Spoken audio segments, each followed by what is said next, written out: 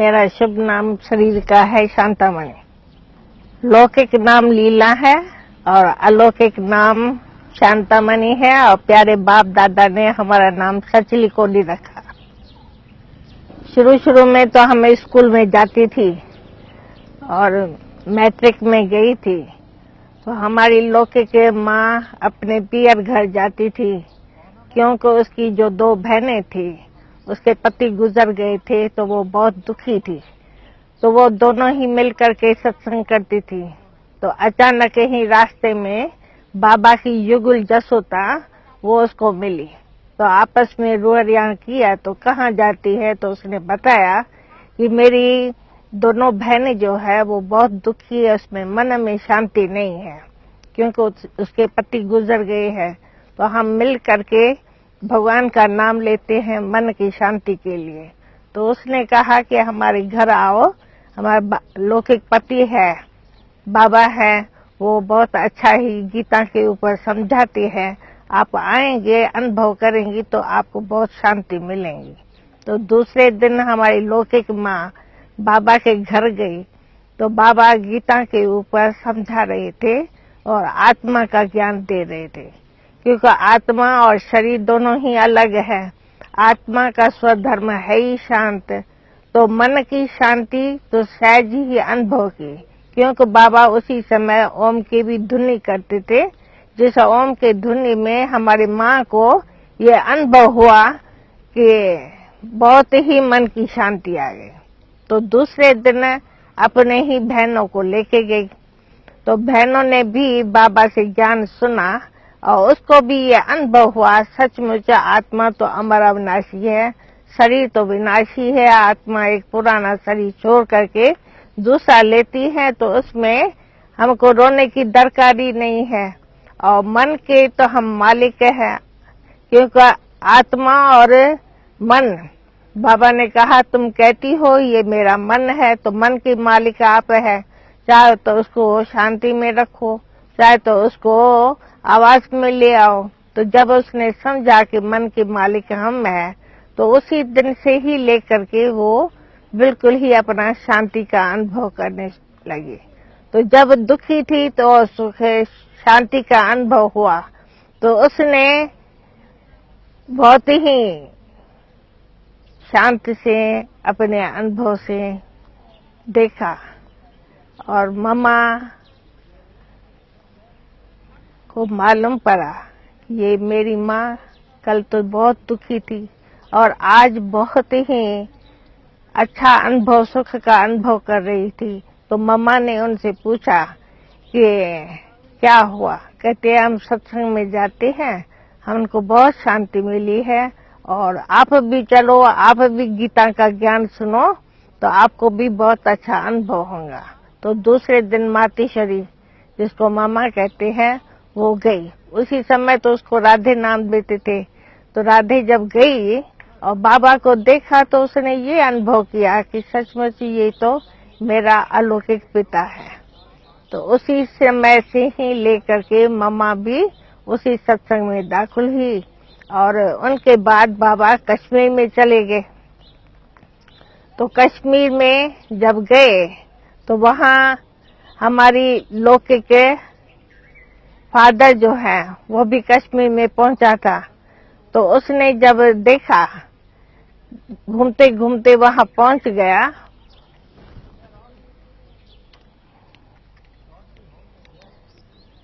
तो बाबा की लौकिक बेटी निर्मल शांता, जो उस समय पालू कहलाती थी, वो वहां पहुंच गई थी। तो वो कंपाउंड में घूम रही थी। तो हमारे फादर ने उनसे पूछा कि पहलगाम का रास्ता कहाँ जाता है। तो उसने कहा मुझे तो वो पता नहीं है पहलगाम का रास्ता कहाँ जाता है, परंतु परम धाम का मुझे मालूम है।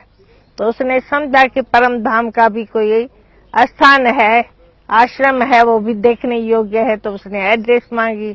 उसने कहा चलो अंदर बैठो कुटिया में, तो हम आपको एड्रेस दे देंगे। तो निर्मल शांता बाबा के पास गई और बाबा ने उसको अपना बताया कि एक सिंध का भाई आया है, वो मेरे से पूछा था कि पहलगाम का रास्ता कहाँ जाता है। मैंने उनको कहा कि वो तो मैं नहीं जानती हूँ, मैं परम धाम का रास्ता जानती हूँ। तो उसने एड्रेस मांगी, तो बाबा ने कहा कि बाबा आप चल करके उसको एड्रेस दे दो। तो बाबा जब आए उसके आगे तो कहा, बेटा मैं तो तुमको 3 रोज से ढूंढ रहा हूँ, और सचमुच उसको कश्मीर में आए 3 रोज हुआ था। तो उसने कहा, एक तो बेटा कहने वाला कौन, और एक ये कहते हैं कि 3 रोज से ढूंढ रहा हूँ, मैं तो सचमुच यहाँ 3 रोज से हूँ, तो ये तो कोई शक्ति है, जानी जाननहार है। तो कहा, बेटा तुमको परम धाम की एड्रेस चाहिए? उसने कहा हाँ। तो जैसे ही बाबा उसके नजरों में देखा तो बस नजर से न्याल हो गया, वो एकदम ट्रांस में चला गया। तो उसने सचमुच परम धाम का साक्षात्कार किया, और उसी नशे में वो 1 घंटा उसी अवस्था में रहा। जब उसको ये नशा चढ़ गया, बाबा ने देखा कि इसको डोज मिल गया है, तो फिर उसको नीचे उतारा, और उसकी तो सारी सुध बुध भूल गई थी। तो बाबा ने कहा, नीचे उतारने के लिए, साकार में आने के लिए उसे पूछा, आप कहाँ से आए हैं? तो भी उसने कुछ नहीं बोला। फिर पूछा कि आपका घर कहाँ है? फिर उसने बताया कि हैदराबाद सिंध में है। कहा, आपके लौकिक परिवार वाले सब आते हैं, आप वहां जाकर के इसी बात को समझना। तो उसने वायदा किया था। तो जब वो हैदराबाद सिंध में आए थे तो उसने 1 सप्ताह का कोर्स किया। उसमें भी उसने बस यही साक्षात्कार किया। उसने 33 करोड़ देवताओं का साक्षात्कार किया, वैकुंठ का साक्षात्कार किया, और विनाश का साक्षात्कार किया। उसको तो नारायणी नशा, ईश्वरी नशा चढ़ गया। तो जब बाबा ने लौटा था कश्मीर से, तो उसने कहा कि अब पा लिया जो था पाना, काम किया, बाकी रहा, परिवार भी इस ज्ञान में चल रहा है, तो क्यों नहीं ये सब सरेंडर बाबा को कर दे। क्योंकि उसको तो वही साक्षात्कार था, परमात्मा मिल गया। तो बाबा से लौटने के पहले ही उसने सब अपनी मिल्कियत वगैरह सब बेच बाच करके, जब बाबा कश्मीर से लौटा तो बाबा को जा करके दिया कि ये सब आपकी अमानत है, अब ये आपको जैसे भी चाहे वैसे करो। मम्मा भले छोटी थी लेकिन गुणों से भरपूर थी। मम्मा की शौक था एक तो एजुकेशन पर, और एक तो म्यूजिक में भी होशियार थी, और डांसिंग में भी होशियार थी। तो सारे स्कूल में इसका नंबर 1 नंबर नाम था। इसलिए जब उसने बाबा का ज्ञान सुना, और सभी जो वहाँ भी माताएं कन्याएं आती थी, उनको साक्षात्कार हुआ कि ये तो लक्ष्मी स्वरूप है, क्योंकि बचपन से ही इसके गुण बहुत अच्छे थे। तो जब साक्षात्कार हुआ और सभी उसको माँ माँ कहने लगे, तो इसी से भी उसको भी निश्चय हुआ कि हम ही भविष्य में ऐसे बनने वाले हैं। तो उसी रीति से बाबा ने भी सारी ही उसे सत्संग की जवाबदारी उसके ऊपर दे दी थी, और उसे को संभालती हुई आगे बढ़ती रही। जब बोर्डिंग खुला तो भी बाबा ने उसको वही जवाबदारी दे दी, और मम्मा को भी पक्का निश्चय था, क्योंकि एक दिन बाबा ने इनसे क्वेश्चन किया था कि तुम जमाने की तरफ जाने चाहती हो या इसी ही विश्व के कल्याण के लिए निमित्त हो, तो मेरे को 24 घंटे के अंदर जवाब दो। तो 24 घंटे के अंदर मामा ने ये डिसाइड कर लिया कि मुझे इसी ही धार्मिक अवस्था में जाना है और सारी विश्व का कल्याण करना है। और उसी ही लगन से उसने ये सेवा आरंभ कर ली, और सभी उसको मामा मामा कहने लगे। साक्षात्कार हुए थे। मामा की एक लौकिक बहन छोटी थी जिसका नाम गोपी था। पहला साक्षात्कार उसको ही हुआ था। उसको देख करके ही हम सभी भी वहां गए थे, और अनेक आत्माओं को, कन्याओं माताओं को साक्षात्कार हुआ था। तो शुरू में साक्षात्कार की धुन से ये सारा क्लास जम गया था। और बाद में धीरे धीरे बाबा ने ज्ञान की गुह्य गोपनीय बातें सुनाई थी, जिसको सभी धारण करते। सभी को प्यूरिटी बहुत अच्छी लगती थी। पवित्रता का ही मुख्य फाउंडेशन था।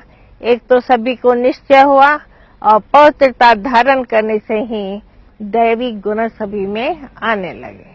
तो सत्संग, खान पान की शुद्धि और पवित्रता सबको अच्छी लगी। हाँ, मेरे को भी शुरू में साक्षात्कार हुआ था और वही साक्षात्कार श्री कृष्ण का दिव्य दृष्टि में हुआ था। जब हम बाबा के सामने गए थे तो बाबा से ही मुझे वो साक्षात्कार हुआ और सरेंडर हो गया। सेवा में हम पहले लखनऊ में गए थे, फिर दिल्ली में आए थे, पटना गए थे, नेपाल काठमांडू गए थे, करनाल गए थे। ऐसे जगह जगह जाते रहे।